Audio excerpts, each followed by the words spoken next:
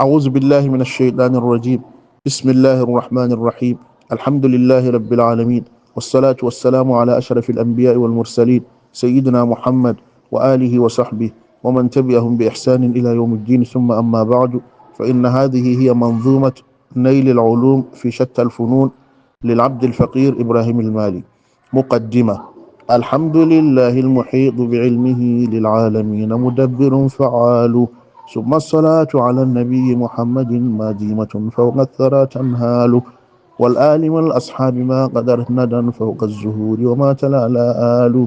هذا وإني قد ضويت طفولتي في العلم أطلبه ولست أزال، وجمعت في طلب العلوم فوائدا مما جناه الحل والترحال، ونظمت إقدا جامعا لجواهر ليزين منها جيده المعطال، أهديه للأحباب نصحا غاليا من قبل لم يسبق إليه خيال، سميته نيل العلوم تفاؤلا بمراتب هي للرجال كمال، والله أسأل أن يسدد خطوتي ويعينني ويعمني الإقبال. الفصل الأول في تعريف العلم وذكر أنواعه. العلم إدراك ومنه منزل من ربنا وإليه لا يحتال، والثاني ما الرحمن علم آدما وبنوه في إدراكه أمثال، وهما علوم الدين والدنيا معا وكلاهما قد يقتضيه الحال، لا فرق بين الآدمي وغيره إلا بعلم إنه المكيال. الفصل الثاني في تعريف العقل وذكر أنواعه. والعقل أعدل ما الأناس تقاسموا من كل أمر ليس فيه جدال، حتى الطيور لها عقول إنها تبني وتنشئ وكرها تحتال، وترى الغزالة حين ترضئ بكرها تحنو إليه وتلحس الأذيال، لكنما العقل السليم لآدم والجن والأملاك فيما قالوا، ما في الوراء إلا وأوذي خلقه وهداه ربي إنه المفضال، أحصى وأحكم ثم أبدع صنعه وعلى عليهم ما له أمثال، دانت له الأكوان رغم أنوفهم وعلومهم في علمه مثقال، يعطي ويمنع من يشاء لحكمة سبحانه لمراده فعال. الفصل الثالث في آداب طلب العلم وبيان فضله. والعلم كنز لا يباء وإنما هو في الصدور ودونه أغفال، وله جناح طالب ومعلم للفهم ذا ولذلك الإقبال، فاختر لنفسك عالما بفنونه والعلم نور بالهدوء ينال، والصبر زادك والتفطن والتقى عون عليه وربما الترحال، واقصد بعلمك وجه ربك خالصا إذ كل علم دون ذاك وبال، والعلم يشرف قدره تبعا لما هو أصله أو ما إليه يؤال، والحفظ أسهل في الشباب وقبله ولربما بعد المشيب يضال، من كان يحسب أنه متكاسلا يحوي العلوم فإنه مخبال، والعلم بحر لا مجال لنزحه وبفضل ربي والجهود ينال، ونتيجة العلم التي لا يرتضى من دونها شيء هي الأعمال، فعمل بعلمك إن هديت لنيله وبقدر ما تهديه منه تنال. الفصل الرابع في بيان جواهر العلوم.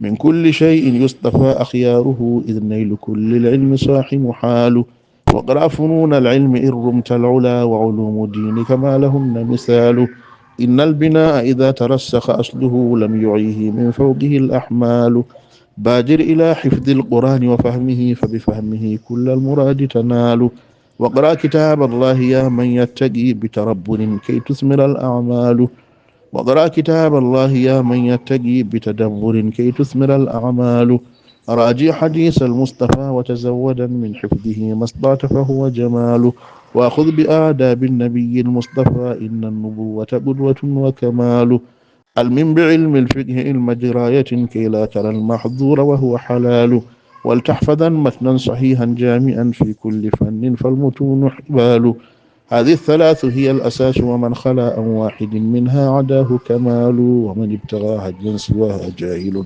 وبقدرها تتمايز الأفضال. الفصل الخامس في بيان ضوابط العلوم.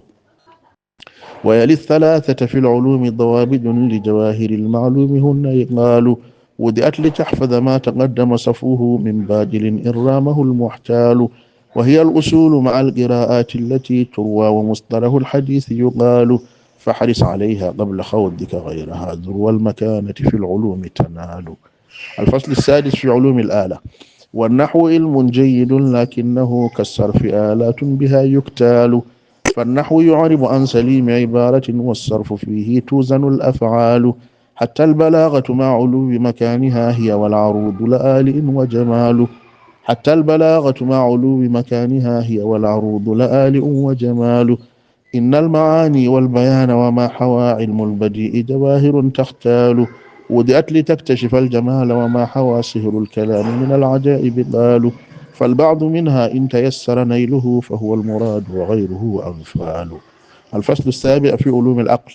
دع ما يقال ولا تكن متغافلا عن علم فلسفة بها تختال. إن الأوائل لم يكونوا بهلا فالجمع بين الضد صاح محال.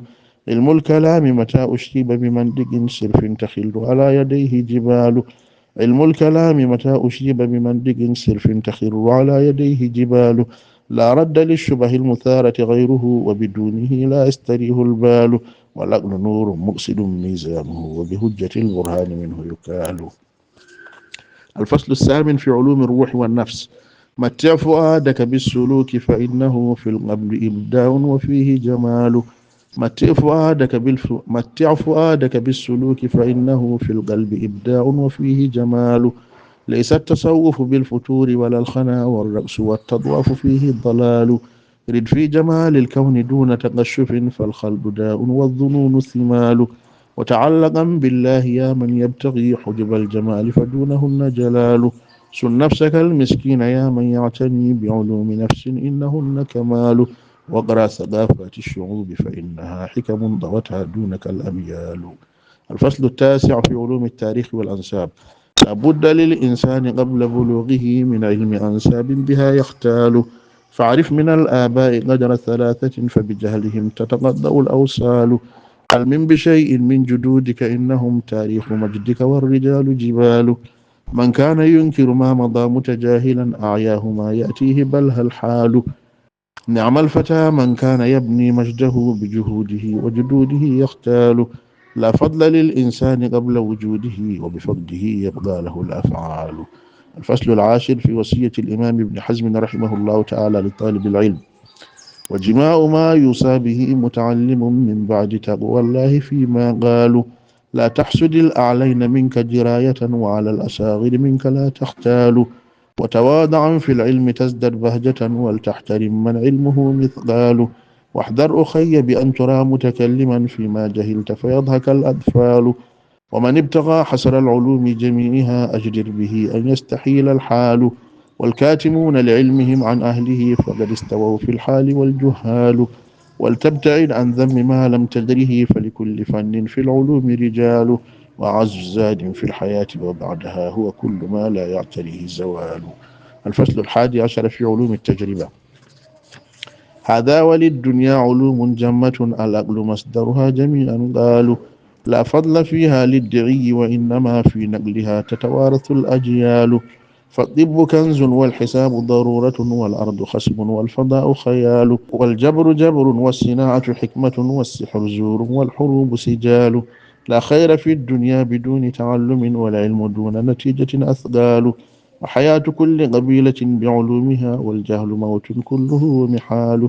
ورقي كل حضارة في مجدها بالعلم ثم سلوكها إكمال. يا رب صل على النبي وآله من حاز كل العلم وهو مثال.